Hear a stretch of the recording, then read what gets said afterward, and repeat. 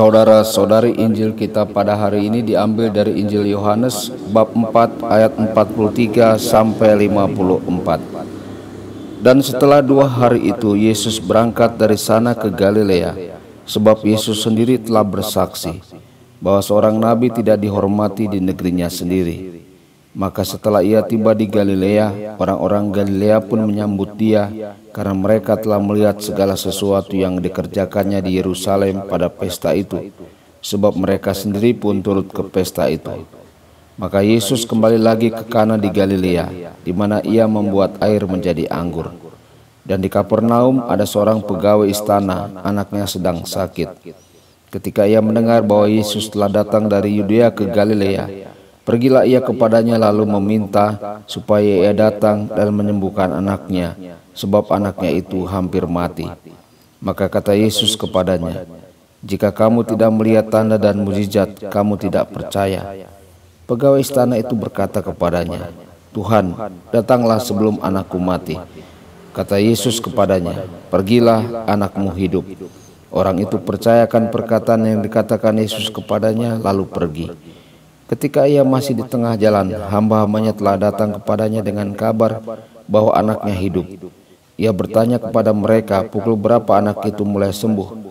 Jawab mereka, "Kemarin siang pukul 1 demamnya hilang."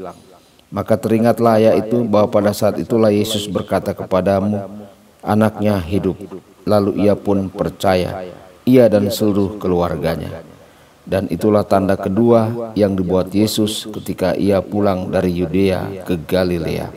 Demikianlah sabda Tuhan, terpujilah Kristus.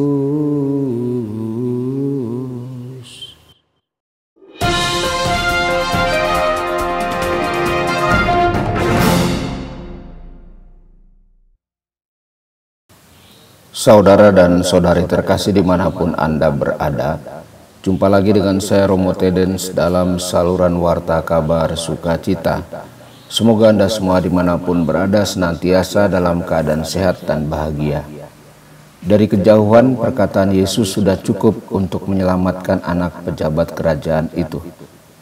Sang ayah datang kepada Yesus untuk mencari belas kasihan dan anugerahnya bagi anaknya. Saudara-saudari, hal ini menunjukkan kuasa doa permohonan.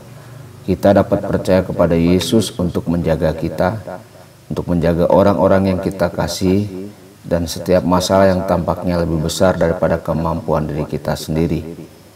Kita dapat menyerahkan diri kita kepada kasih dan pemeliharaan Bapa bagi kita, karena Allah itu baik. Kita mungkin tidak mengalami jawaban atau kesembuhan secara langsung, tetapi tidak ada doa yang tidak dijawab. Setiap doa dijawab sesuai dengan kehendak Allah. Bahkan ketika kita tidak tahu bagaimana cara berdoa, yang perlu kita lakukan hanyalah datang kepada Yesus dengan iman, seperti yang dilakukan oleh pejabat kerajaan dalam perikop Injil hari ini. Saudara-saudari, ketika kita tidak memiliki kata-kata untuk berdoa, Roh Kudus akan membantu kita. Demikian juga Roh menolong kita dalam kelemahan kita.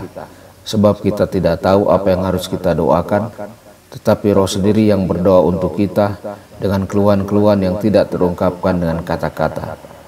Dan barang siapa menyelidiki hati, ia tahu apa yang ada dalam pikiran Roh. Sebab Roh turut berdoa untuk orang-orang kudus menurut kehendak Allah.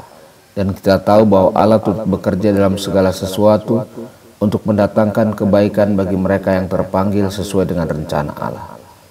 Saudara-saudari, sesungguhnya segala sesuatu yang terjadi dalam hidup kita bekerja sama untuk kebaikan kita ketika kita mencari kehendak Allah dan percaya pada belas kasihan-Nya.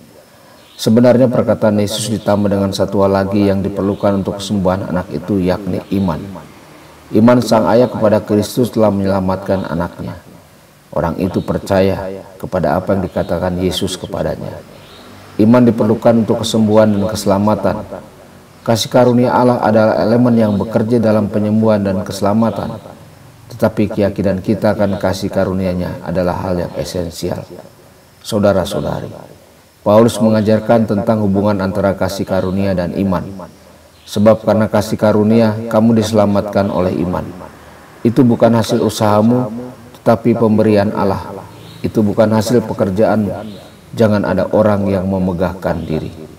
Karena kita ini buatan Allah, diciptakan dalam Kristus Yesus untuk melakukan pekerjaan baik yang dipersiapkan Allah sebelumnya. Saudara-saudari, perhatikanlah bahwa kita diciptakan secara khusus untuk melakukan pekerjaan baik yang telah dipersiapkan Allah bagi kita masing-masing. Adalah tugas dan hak istimewa kita untuk melakukan pekerjaan-pekerjaan baik ini.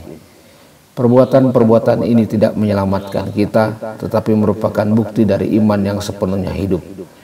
Apakah gunanya, saudara-saudaraku, jika seorang mengatakan bahwa ia mempunyai iman, tetapi ia tidak mempunyai perbuatan? Dapatkah iman itu menyelamatkan dia?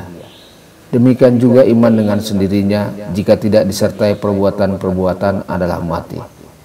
Teresa dari Avila menulis, Kristus tidak memiliki tubuh di dunia ini kecuali tubuhmu. Marilah kita hidup dalam kasih karunia dan melakukan pekerjaan baik yang telah Allah rencanakan bagi kita.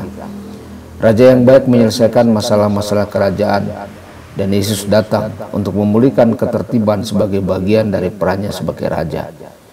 Yesaya menubuatkan bahwa Mesias akan memulihkan kesehatan dan ketertiban Israel. Orang tuli akan mendengarkan, orang buta akan melihat, yang lumpuh akan berjalan, padang gurun akan bersemi, orang yang lemah dan penakut akan menjadi kuat dan berani. Saudara-saudari, Allah masih memulihkan kesehatan dan ketertiban anak-anaknya saat ini melalui kasih karunia-Nya yang dapat kita rasakan ketika kita menyadarinya bekerja dalam hidup kita dan bekerja sama dengannya. Kita dapat membayangkan kasih karunia Allah seperti air yang mengalir dari keran. Air itu selalu ada di sana, siap untuk dicurahkan. Untuk mendapatkan kasih karunia itu, kita harus memegang cangkir di bawah keran dan menyalakan keran.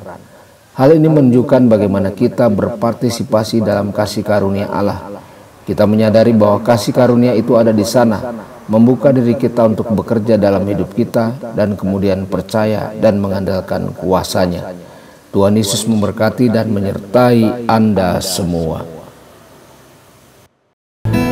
Sabda Allah adalah kebenaran. Sabda Allah adalah kehidupan. Mari kita mencintainya, mari kita menghayatinya. Ya Tuhan yang ku muliakan, sabda-Mu angkat rasa